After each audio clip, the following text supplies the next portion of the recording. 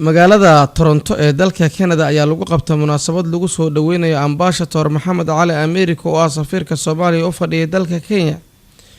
Munaasabadan ayaa lagu qabtay hoolka maqaayadda Easter ee ku taala galbeedka magaalada Toronto. Munaasabadan waxaa ka soo qayb galay qeybaha kala gedisan ee bulshada ku dhaqan gobolka Ontario. Dadkii ka soo qayb galay waxaa ka mid ahaa madaxa cilmi baarista iyo wada tashiga hay'adda CRD Jibriil Ibraahim Cabdulle oo fadhigiisu yahay magaalada Muqdisho. Korel Cabdi Hilowla Xasan Marwo Easter Cali Ganay sidoo kale heesa dhuuxa ay lafaha dadka dhalaaliyay. Waxaa halkaas ka qaaday fanaaniinta ay ka mid yihiin Cabdi Jabbaar Al Khaliiji, Maxamed Cali Maankey, Shukri Faarax Weheliya Cadow Sindiko, Nimca Dareen. sidoo kale tix Baraambura waxa ayaduna halkaas ka soo jeedisay Marwo Maryam Faarax Weheliya Cadow Sindiko. ugu horreyn Ambassador Maxamed Cali America ayaa sheegay inay dalka Kenya ay ku nool yihiin qaxootiga ugu badan caalamka inuu yahay dalka Kenya, gaar ahaan xirada qaxootiga ee Dadaab. Waxa uu tilmaamay inay degan yihiin dad kor u dhaafaya ilaa iyo 600 ruux oo dhamaantoodna ay yihiin dad Soomaali ah. waxaana hadaladiisii ka mid ahaa aniga waxaan safiirka ahay Soomaaliya wakiil uga ah wadanka Kenya oo aan muddo joogay.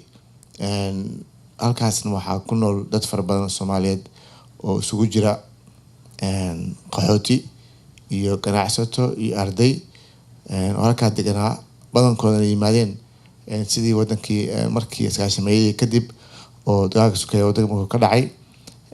gaar ahaan waxaa la sheegaa oo la yiri qaxootiga ugu badan adduunka Soomaaliya kaliya maaha, laakiin meesha ay qaxootiga ugu badan degan yihiin ama ku nool yihiin waa Kenya, gaar ahaan xerada qaxootiga Dadaab oo dad kor u dhaafay 600,000 ay degan yihiin oo Soomaali ah.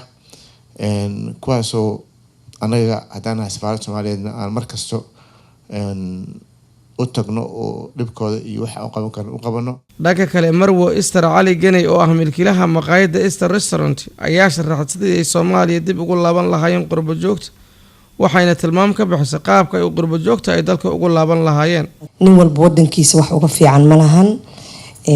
qurbaha waa bad waa kusoo wada daadanay, laakiin waxaa la rabaa sidii looga laaban lahaa.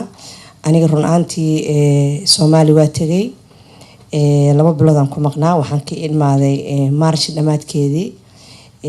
wixii aan ka maleysanay iyo wixii aan ku soo arkane waxa waaye farqi weyn u dhaxeeya. qof walbana waa u sheegaa, waxaan ku dhahaa bal runta soo arka, wadankii idinka soo arka. wadankii sidii loo maleynayo ma ahan, sidii wax la idinkaga sheegay ma ahan. dowladda ka dhalatay maalgashi badan ka jira. Mahad Carabow Cali, Telefishinka Universal, Toronto.